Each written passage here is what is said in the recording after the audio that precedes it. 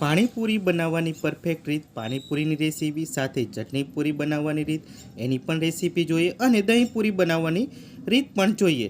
તો ચાલો આ વિડીયોમાં ત્રણેય રેસીપી જોઈએ.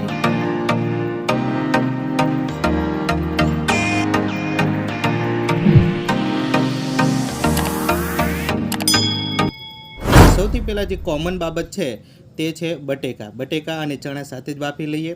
સાથે આપણે ગોળ અને આંબલીની ચટણી છે એ પણ બનાવવાની છે, એટલે આંબલી પણ આપણે 50 ગ્રામ જેટલી લઈ લીધી. 3 લીંબુનો રસ, લીલા ધાણા, 1 ચમચી ધાણા જીરું પાવડર, 2 ચમચી સંચળ પાવડર, 2 લીલા મરચાં, 7 થી 8 આપણે મરી લીધા છે, 1 વાટકી ફુદીનાના પાન અને આદુનો નાનો એવો ટુકડો લીધો છે. વધારે હશે તો આપણે બાદ કરીશું, જેથી કરીને સારી રીતે બાદ કરી અને એનું પરફેક્ટ આપણે બનાવી શકાય. જો તમને પાછળથી ખટાશ યાદ વધુ નાખ્યું હોય તો તમે લીંબુ વધારે પણ એડ કરી શકો છો. તો આ ત્રણેય છે મિક્સર જારમાં આપણે એ બધું મિક્સ કરી અને એને પેસ્ટ બનાવી લઈએ. પછી આગળ જોઈએ તો અહીંયા 1 લીટર છે પાણી આપણે ઠંડુ ફ્રીજનું લીધું છે, બરાબર. તમે બરફના ટુકડા પણ નાખી શકો છો. તો 1 લીટર અત્યારે લીધું છે, પછી ફરી વખત છે એ આપણે અડધો લીટર જેટલું લઈશું. તો આપણે 1 લીટર માટે આ બધી પેસ્ટ છે એમાં થોડીક પેસ્ટ કાઢી લેવાની છે, તેને પાછળથી આપણે રગડામાં એડ કરી દઈશું. તો તમે બધું છે આ જે વધેલું છે આપણે મિક્સર જારમાંથી એ પણ આપણે છે એ પેસ્ટ લઈ લઈશું અને બધું મિક્સ થઈ ગયું છે. તમે જોઈ શકો છો આ બ્લેક કલરના જે બ્લેક કલરના તમને ટપકા દેખાય છે કાળા મરી છે, એ જે પાણીને બહુ જ તીખું અને સ્પાઇસી અને સ્ટ્રોંગ બનાવે છે. તો તમારે જો જરૂર પડે તો જ કાળા મરી છે તમે એડ કરી શકો છો, અથવા મરચાંને ઇગ્નોર કરી શકો. આંબલીની પેસ્ટ આપણે બનાવવા માટે આપણે આંબલીની ગોળ અને એની બંને મિક્સ કરી ચટણી બનાવવાની છે. અને આંબલીને ઘટ કરવા માટે આપણે 2 ચમચી જેટલો છે કોર્નફ્લોર પાવડર લીધો છે, જે પાણીમાં પલાળી લેવાનો છે. તો આપણે છે આ ગોળ ઓગળી ગયો છે, તો હવે છે આપણે એને કોર્નફ્લોર પાવડર છે એને આપણે એડ કરી દઈશું, જેથી આપણી ચટણી છે એકદમ જાડી, ઘટ અને બજાર જેવી બની જાય. તો આપણે હલાવતા જશું, નહીંતર એની અંદર છે એક ગાંઠ જેમ છે એ બહુ જામી જાય છે. માટે હવે આપણે રગડો બનાવવા માટે પરફેક્ટ રીત જોશું, જેમાં આપણે રગડાને વઘાર કરીશું. તો અડધી ચમચી છે આપણે હિંગ નાખીશું, બરાબર. તેમાં અડધી ચમચી હિંગ નાખી અને રગડો બધો એડ કરી દઈશું, જેથી અને બીજા મસાલા આપણે ઉપરથી એડ કરવાના છીએ. તો આપણે જોઈશું તો તેની અંદર છે એ સ્વાદ અનુસાર આપણે મીઠું એડ કરીશું. તો મીઠું છે એ તમે જેટલા પ્રમાણમાં રગડો હોય એટલું એડ કરી શકો. અડધી ચમચી આપણે ગરમ મસાલો છે એ લીધો છે, જેથી એનો ટેસ્ટ ખૂબ સારો આવે છે. પછી અડધી ચમચી આપણે લાલ મરચું પાવડર લીધું છે, જે ઉપરથી આપણે એડ કરી દઈશું અને બધું સારી રીતે મિક્સ કરી નાખશું.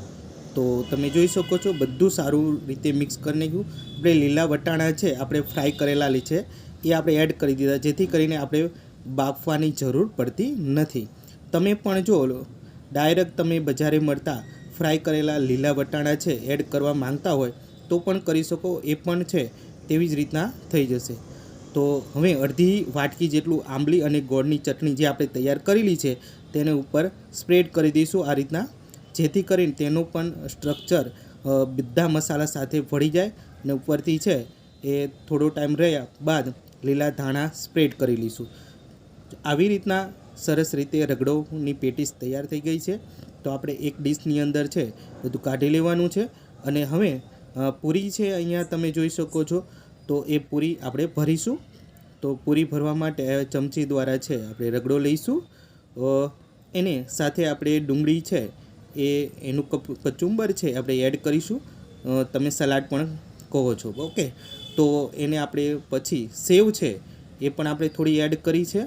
અને આપણે ફુદીનાનું પાણી જે એકદમ લીલું ચટાક છે એનો સ્વાદ છે ખૂબ ખાટો મીઠો આવે છે. તો આ આપણે પાણીપુરી છે એ ફુદીનાની અને રગડા સાથેની પૂરી તૈયાર થઈ.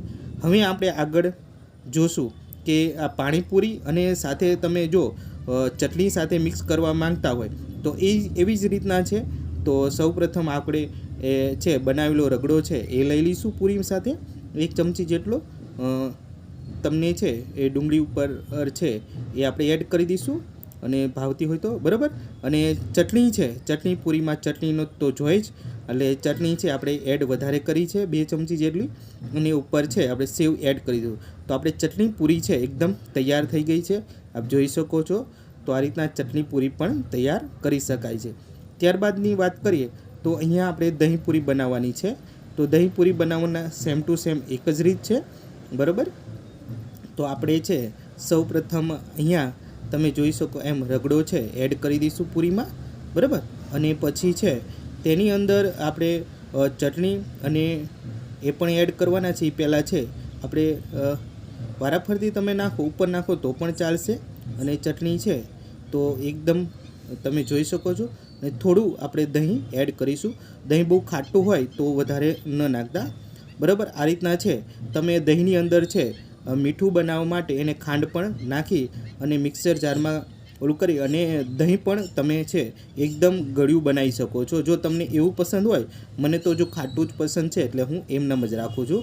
જો વિડીયો તમને ગમ્યો હોય તો વિડીયોને લાઈક કરશો, તમારા મિત્રોને શેર કરશો, અને આ પાણી સાથે પણ તમે બધું તમને જે મજા આવે એ રીતના તમે ખાઈ શકો. રેસીપી તમને ગમી હોય તો યુટ્યુબ ચેનલને ખાસ કરીને સબસ્ક્રાઈબ કરી નાખજો.